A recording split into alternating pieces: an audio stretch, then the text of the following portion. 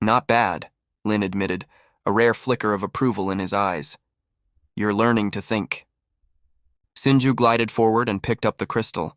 A core of annihilation, he said, examining the prize. Your recklessness earned us something at least.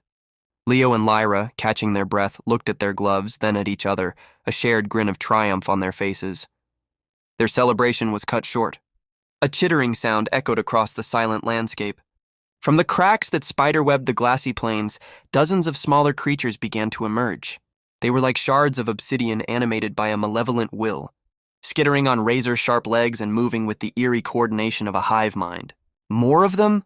Leo groaned, scrambling to his feet. Don't get cocky. These are different. Faster, Sinju warned, his own shield shimmering back into existence. We got this, Lyra shouted. Ricochet! They launched back into their previous strategy, hurling chunks of the glassy ground. But the new enemies, the shardlings, were too agile. They swarmed and scattered, the projectiles whizzing harmlessly past them as they closed the distance. Within seconds, Leo was surrounded, the creatures leaping and slashing. Leo! Lyra cried out. Acting on pure instinct, she aimed her glove not at a rock, but at her brother's own magnetic gauntlet and pulled. Leo was yanked through the air out of the swarm and slammed into Lyra. The impact knocked the wind out of both of them. As they lay on the ground, Leo looked up at her, his eyes wide with a sudden, crazy idea. Your pull, it's stronger than theirs. Lyra's eyes lit up in understanding. What if we don't pull rocks? She finished for him. What if we pull each other? They stood back to back. Ready for something new? Leo asked. Let's call it the Gemini Cyclone, Lyra replied with a fierce grin. She anchored herself, pulling Leo in like a living projectile. But this time, just before he reached her, he twisted in midair, aimed his own glove back at her, and activated his pull. The opposing magnetic forces created a feedback loop. They didn't collide.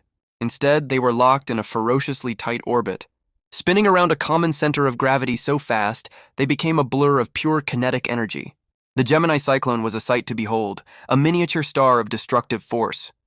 The twins, now a single entity of power, tore through the shardling swarm.